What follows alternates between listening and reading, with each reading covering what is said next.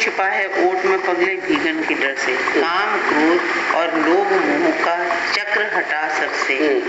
प्रेम नीर में भीग बावरे भीतर बाहर से। काम क्रोध और लोभ मोह का, काम क्रोध लोभ और मोह का चक्र सिर से हटा। अरे भीगने के डर से छतरी ले लिए तुमने। कौन सी छतरी? विकारों की छतरी।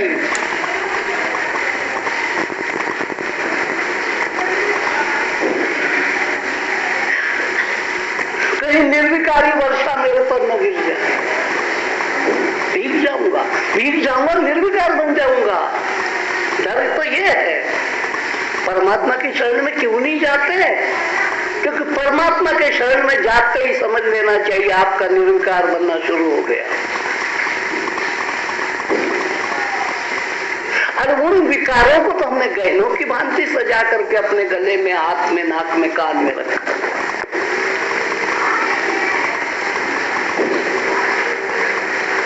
और जो इन विकारों से सजे हुए हैं वो एक दूसरे को सलाह भी देते हैं।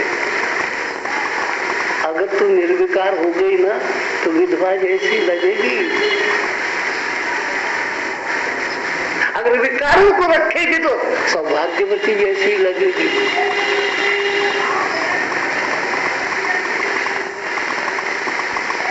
समाज शिक्षा देता है क्योंकि समाज भी भीगने से डरता है और समाज भी काम क्रोध लोभ मोह का छाता लेकर के घूमता है।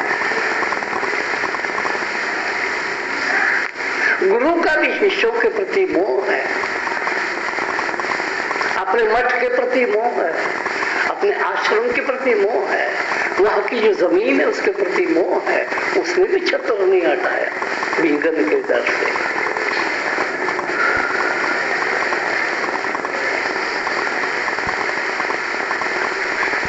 वो भी कहते हैं एकदम डांटेंगे। अगर गुरु चेला अगर एक का सत्संग में आता था वो दूसरे सत्संग में सुनने जाएगा तो गुरु आंखें लाल करके डांटेगा, हम मर गए थे जब उनका सत्संग सुनने तुम गए।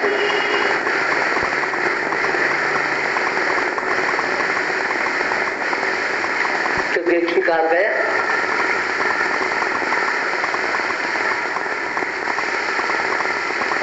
चेला शिकार है और गुरु शिकारी है। डर रहता है कि मेरा शिकार कोई ले जाए। फिर जैसे हड्डियों के लिए कुत्ते लड़ते, उसने उसके मुंह से हड्डी खींच ली, उसके मुंह से हड्डी खींच ली, फिर एक दूसरे पर लड़ने लग जाते हैं।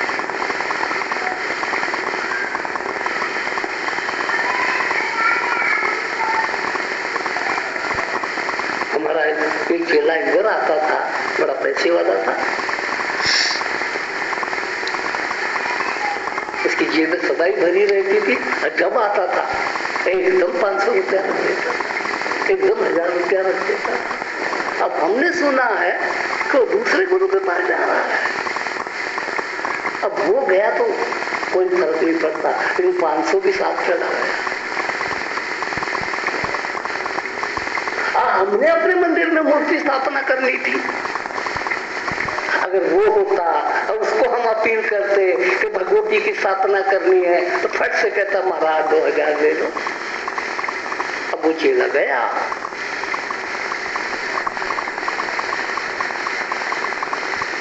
इस कंडीशन में गुरु बैठे और इसी कंडीशन में राजनीतिज्ञ बैठे। वो तो गया, तो पहले भाजपा पार्टी में था, वो गुजराल के साथ चला गया। फिर वो कांग्रेस में था, वो भाजपा में चला गया। वो गया क्योंकि उनके सिर पर भी वही छाता है, काम क्रोध लोभ मोह का छाता। महात्माओं के सिर पर भी वही छाता, सत्ताधारियों की सिर पर वही छाता। कहते हैं अपने आप को धार्मिक, लेकिन छाता वही काम क्रोध लोभ मोह।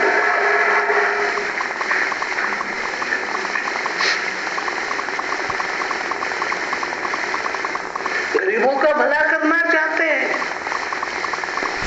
लेकिन किसी के जरिए नहीं, हमारे ही जरिए गरीबों का भला होना चाहिए। हम क्यों सत्ता में आ रहे हैं?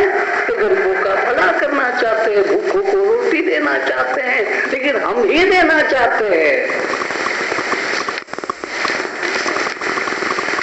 और मूर्ख जनता को कुछ समझ नहीं आती।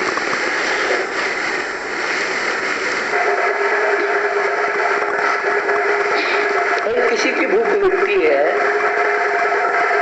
मेरे को हटना क्यों चाहिए? मान लो उर्मिला भूखी है, तो मैं क्यों इतना अड़ जाऊं कि मेरे यहाँ का खाना खा करके इसकी भूख मिटे?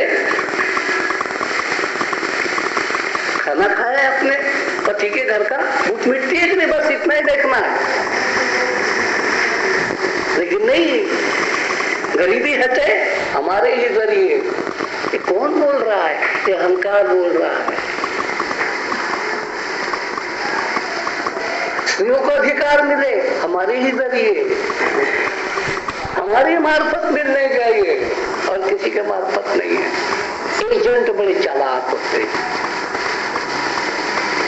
और मेरे जैसा आदमी तो सब साबित करके कहता है स्त्रियों को अधिकार ईश्वर की ओर से मिल सकता है, किसी की ओर से नहीं मिल सकता। आपको जीने का अधिकार किसने दिया? अटल बिहारी वाजपेयी ने। आप जी रही हो। सीताराम केसरी ने, सोनिया गांधी ने, वो आने वाले बाबे ने दिया है, रामशरणम वाले ने। आपको श्वास कौन दे रहा है? जो जी रही हो आप, है कोई ये श्वास देने वाला? फिर भी मूढ़ लोग इन लोगों को महत्व देते हैं और ईश्वर को ठोकर मारते। मेरा अन्नदाता, वस्त्रदाता, जीवनदाता परमेश्वर है और कोई नहीं है। ऐसा ही अहंकार शिवाजी को हो गया था। मैं अन्नदाता, वो ब्राह्मण प्रतिपालक क्षत्रिय वतन छत्रपति शिवाजी महाराज की जय चमचे नारे लगा। वो ब्राह्मण प्रतिपालक गाय को ये पालता है,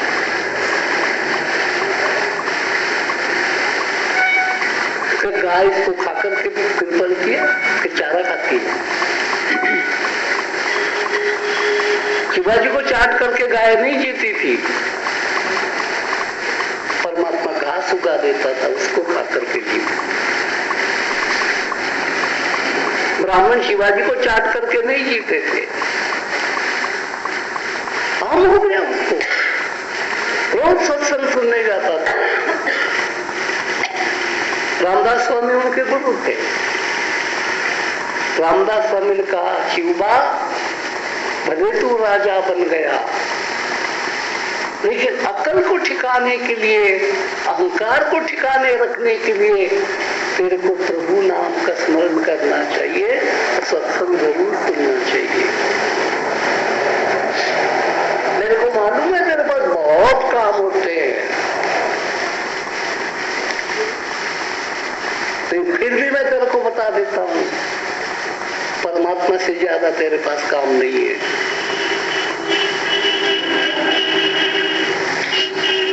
उसके हिसाब में तो कुछ भी काम नहीं करता, नहीं तो सूरज उगाता है, नहीं तो चांदा उगाता है। इसे सत्संग जरूर सुनना चाहिए ताकि दिमाग ठिकाने पर रहे। सत्ता दिमाग को खराब कर देती है, संपत्ति दिमाग को खराब कर देती है।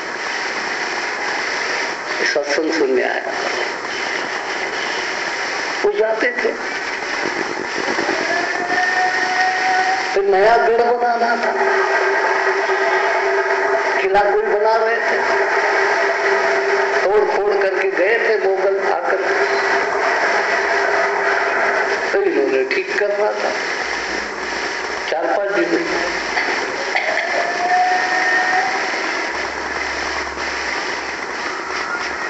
संगत को पूछते थे, भाई शिवबा नहीं आया, क्या बात है, बीमार तो नहीं है? वे कोई कहता था, नहीं साहब गुरु महाराज वो बीमार तो नहीं है, काम में लगे थे, लोक कल्याण जन कल्याण। महाराज आप तो सन्यासी है ना, आपको क्या है? उन्होंने तो 50 आदमियों के रोटी रोजी का बंदोबस्त करना।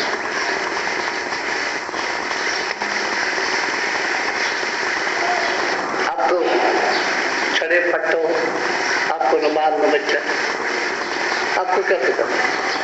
उसको कहीं भी फिक्र रखनी पड़ती।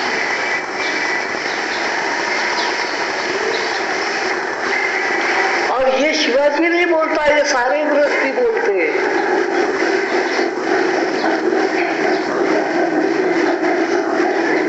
आपने ये सभी को संडे को क्या, हमको तो पप्पे का भी ख्याल रखना है, डब्बे का भी ख्याल रखना है, कुड़ी भी, उसको कोई चोर उठा करके न ले जा, कल भी होती घर में, नौकर चाकर को क्या भरोसा, क्योंकि ईश्वर को भूलेंगे।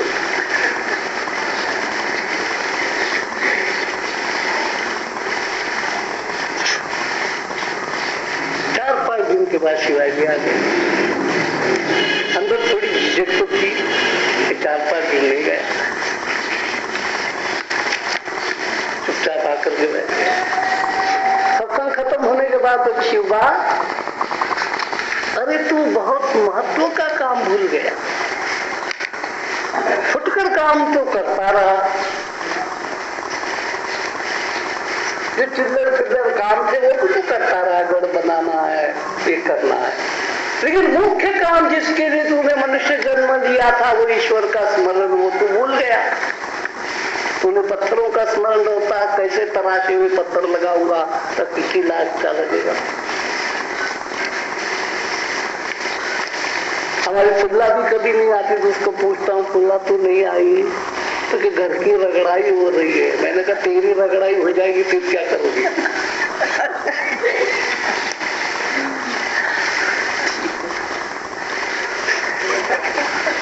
तेरे को पता है यमराजा तेरी भी रगड़ाई करेगा, भूल गई है।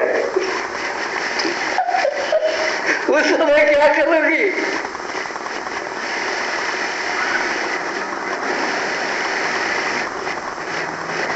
शिवाजी महाराज को गुरु महाराज कहते, चलो शिवबा थोड़े हमारे साथ सैर करने चले।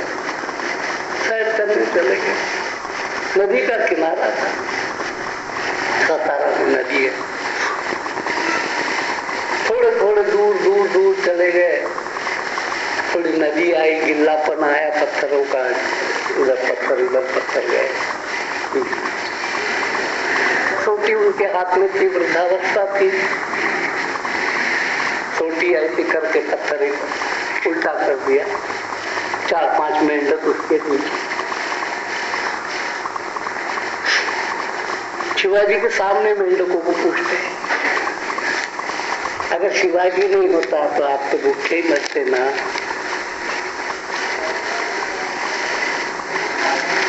क्यों भाई मेंढकों, आपके पूरे परिवार को शिवाजी ने खाना दिया ना, तो जब शिवाजी ने सबको खिलाने पिलाने का जिम्मा उठाया है। अब शिवाजी छोटा परमात्मा ही बन गया, और इच्छा तो लगता होता तो मैं बड़ा परमात्मा बन जाऊं, ये भी इच्छा होगी, क्योंकि कोई अपने जगह पर संतुष्ट तो नहीं होता। और शिवाजी को लगेगा मैं अभी 2 नंबर पर हूँ, परमात्मा पहले नंबर पर है, तो शिवाजी यही सोचता होगा कि उसके जगह पर मैं क्यों न बैठ जाऊं। और 10-5 को तो मैं खिलाता हूँ, मैं सारे विश्व को भी खिला सकता हूँ।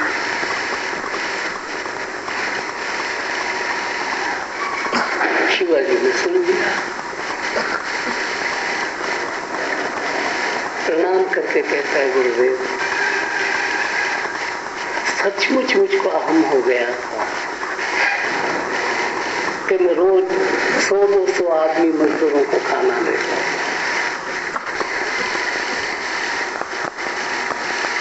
आप में से आधे फैक्ट्री वाले होंगे।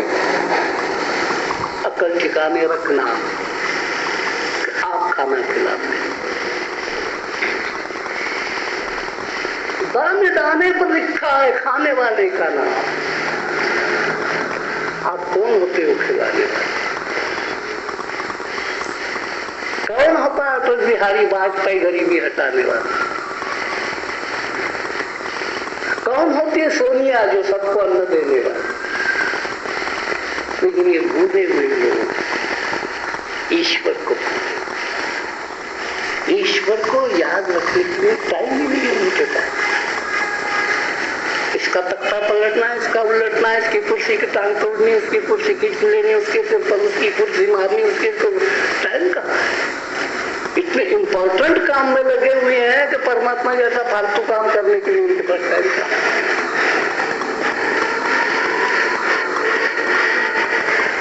तो परमात्मा को याद करना तकरीबन लोगों को फालतू काम लगता है।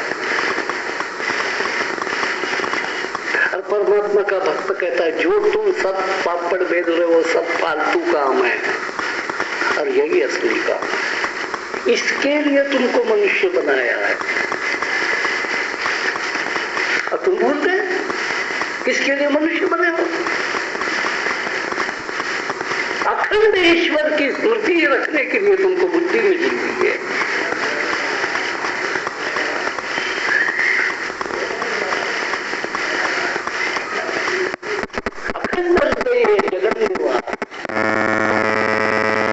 रखने के लिए तुमको बुद्धि मिली हुई है।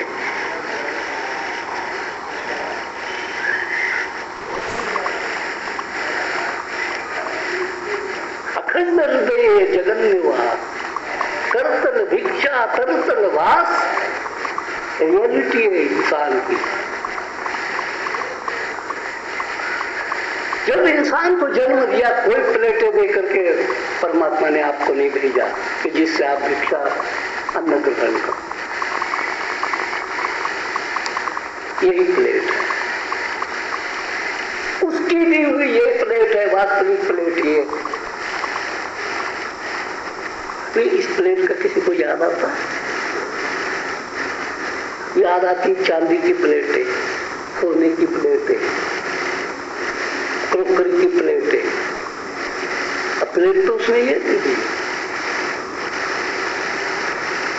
जिससे अन्न भी खा सकते हो, जल भी पी सकते हो, इसलिए इसको अंजलि कहते हैं।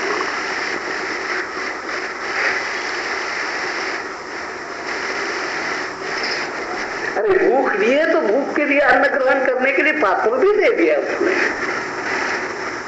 लेकिन इस पात्र की कोई कदर नहीं करता। भूल लिया, पात्र देने वाले को भूल गया, पात्र को भी भूल गया और दूसरे नकली पात्रों के बारे में लड़ाई झगड़ा करता है।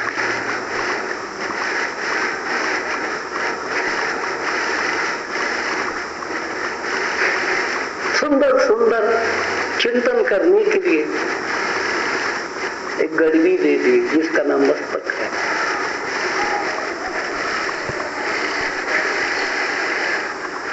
सुंदर सुंदर कल्पनाएं जिसमें से निकलती है वो घड़ूली। तत्वज्ञानी पुरुष कहता है अरे इस घड़ूली के अंदर जितने संपत्ति छुपी हुई है और किसी घड़ूली में नहीं है।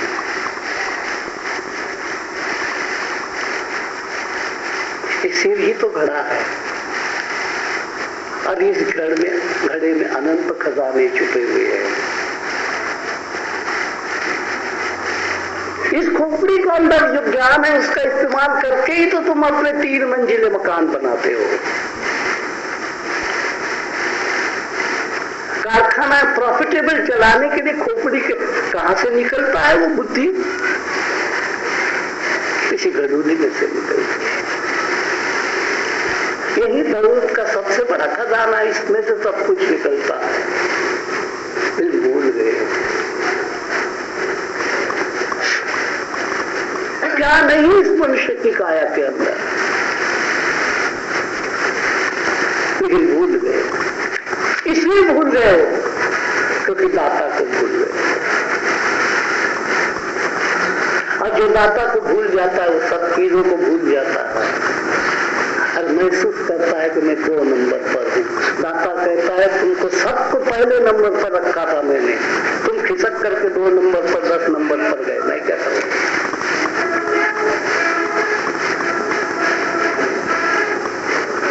2 नंबर पर तो जंगली जानवर रखे हैं मैंने, अरे इंसान तेरे को मैंने 1 नंबर पर रखा था।